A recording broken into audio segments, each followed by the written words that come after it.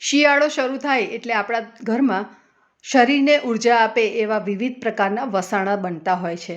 આજે હું તમારા માટે એવા જ એક સરસ મજાના વસાણાની રેસીપી લઈને આવી છું. સુપર સહેલિયાથી હું નિપા મિસ્ત્રી સ્વાગત કરું છું તમારા બધાનું મારા કિચનમાં. ચાલો જઈએ મારા કિચનમાં આજે શું બને છે. સૌપ્રથમ આપણે એક કઢાઈ લઈશું અને એની અંદર અડધો કપ ઘી લઈશું. તો અહીંયા ઘી થોડું થીજેલું છે, સેમી લિક્વિડ જેવું છે, એકદમ લિક્વિડ નથી. જો એકદમ લિક્વિડ હોય તો તમે થોડી માત્રા વધારે કરી શકો છો, 2-3 ચમચી થોડું વધારે ઉમેરી શકો છો. અહીંયા થોડું થીજેલું ઘી છે અને એ મેઝર કપમાં આપણે અડધો કપ લીધું છે. ઘી ગરમ થાય એટલે આપણે એની અંદર 1 કપ બાજરીનો લોટ ઉમેરવાનો છે. બાજરીનો લોટ તાજો હોય એ ખાસ જરૂરી છે. તાજો લોટ હશે તો આ રેસીપી સરસ બનશે, માટે તાજો લોટ લેવાનો આગ્રહ રાખવાનો. અને ફ્રેન્ડ્સ, બધા જાણો જ છો તમે કે બાજરીમાં પુષ્કળ પ્રમાણમાં પ્રોટીન હોય છે, લો ફેટ હોય છે અને પુષ્કળ પ્રમાણમાં વિટામિન્સ અને મિનરલ્સ રહેલા હોય છે, જે વાળ, નખ, સ્કિન માટે ખૂબ જ હેલ્ધી છે. અને ડાયાબિટીકને પણ, એટલે કે ડાયાબિટીક પેશન્ટ માટે પણ ખૂબ જ સારા છે, જે ડાયાબિટીસને કંટ્રોલ કરે છે. બાજરીના લોટને આપણે એકદમ ધીમા તાપે શેકવાનો છે અને તમે જોઈ શકો છો કે બાજરીના લોટનો ગોલ્ડન કલર આવી ગયો છે અને એ સરસ રીતે શેકાઈ પણ ગયો છે અને એની સુગંધ પણ ખૂબ સરસ આવી રહી છે. હવે એની અંદર આપણે અહીંયા જે બાવળનો ગુંદર લીધો છે એને થોડો થોડો ઉમેરતા જશું અને એને શેકતા જશું. બાવળનો ગુંદર જો તમારે ન ઉમેરવો હોય તો તમે એને સ્કીપ કરી શકો છો, પણ આ રીતે બાવળનો ગુંદર ઉમેરીને એકવાર જરૂરથી ટ્રાય કરજો. આ ગુંદર આપણા કમરના બંધારણ માટે, હાડકાં માટે ખૂબ જ ઉપયોગી છે અને એ હેલ્ધી છે.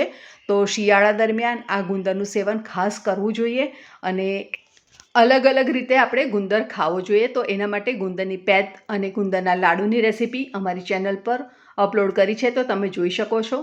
તો ફ્રેન્ડ્સ, તમે જોઈ શકો છો કે ધીમે ધીમે ગુંદર સરસ રીતે શેકાઈ રહ્યો છે અને ફૂલી રહ્યો છે.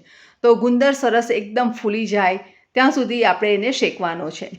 તો ફ્રેન્ડ્સ, આ બાજરીની સુખડી આપણે એક અલગ રીતે બનાવવા જઈ રહ્યા છે અને ચોક્કસ તમારા ઘરમાં બધાને ભાવશે. એકવાર તમે મારી આ રેસીપી તમે તમારા રસોડે ચોક્કસ ટ્રાય કરજો. ખૂબ જ સરસ હેલ્ધી રેસીપી છે. હવે એની અંદર આપણે 1 ટેબલસ્પૂન શેકેલા તલ લઈ લીધા છે અને 2 ટેબલસ્પૂન જેટલા બદામની કતરણ લઈ લીધી છે. અહીંયા અમે 10 થી 12 નંગ બદામ લીધી હતી અને એની કતરણ કરી દીધી છે. તો બદામમાં વિટામિન ઈ હોય, તલમાં કેલ્શિયમ ભરપૂર પ્રમાણમાં હોય, ફાઇબર હોય અને અહીંયા આપણે 1 ટેબલસ્પૂન સૂંઠ ઉમેરી લીધી છે, જે આપણા શરીરમાં થયેલો હોય એટલે કે વાયુને કાપે છે. તો દરેક વસ્તુ એકદમ હેલ્ધી છે અને બધી વસ્તુને આપણે સરસ રીતે મિક્સ કરી લેવાની છે. ગેસની ફ્લેમને ત્યારબાદ આપણે બંધ કરી દઈશું અને એને લગભગ આપણે 3 થી 4 મિનિટ માટે છોડી દઈશું. તો ત્યારબાદ આપણે ફરીથી મિશ્રણને મિક્સ કરી લેવાનું છે અને હવે આપણે એની અંદર ઉમેરી લઈશું ગોળ. તો ગોળ અહીંયા મેં જે લીધો છે તો એ દેશી ગોળ છે અને દેશી ગોળ હોય એ થોડો ઢીલો હોય, એટલા માટે અહીંયા મેં અડધો કપ કરતાં થોડો ઓછો એવો ગોળ લીધો છે. અને જો તમારી પાસે આવો દેશી ગોળ ન હોય અને થોડો તમે કાપીને લઈ શકો હોય એવી રીતનો ગોળ હોય તો તમારે એ ગોળ અડધો કપ પૂરો લેવો, કેમ કે આપણે એના નાના નાના ગાંગડા કરીશું તો એની સ્પેસ અંદર વચ્ચે રહેશે. એટલા માટે એ ગોળ હોય તો આપણે અડધો કપ લઈશું, પણ અત્યારે અહીંયા દેશી ગોળ છે તો અહીંયા મેં અડધો કપ કરતાં ઓછો લીધો છે. અથવા ગોળ તમે તમારા ઘરમાં ખવાતું હોય ગળપણ એ પ્રમાણે પ્લસ માઇનસ લઈ શકો છો. ગોળને સરસ રીતે આપણે મિક્સ કરી લેવાનો છે અને આ બધો પ્રોસેસ આપણે ગેસ પરથી ઉતાર્યા બાદ જ કરવાનો છે. હવે એની અંદર આપણે 1 ટેબલસ્પૂન જેટલું દૂધ ઉમેરી લઈશું અને દૂધને આપણે સરસ રીતે મિક્સ કરી લઈશું.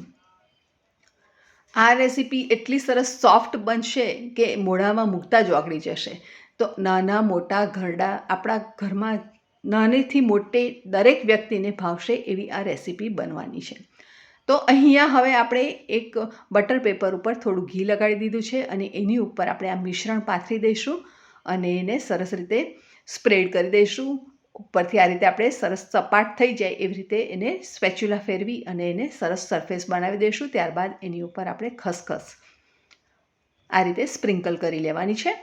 ત્યારબાદ આપણે થોડા બદામના પિસ્તાની કતરણ આપણે સ્પ્રિંકલ કરી દઈશું, જેથી કરીને લુક પણ સરસ આવશે અને હેલ્ધી પણ બની જશે.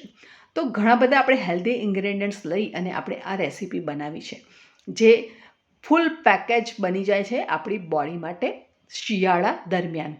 તો હવે આપણે આને છોડી દઈશું અને થોડીવાર એને સેટ થવા દઈશું.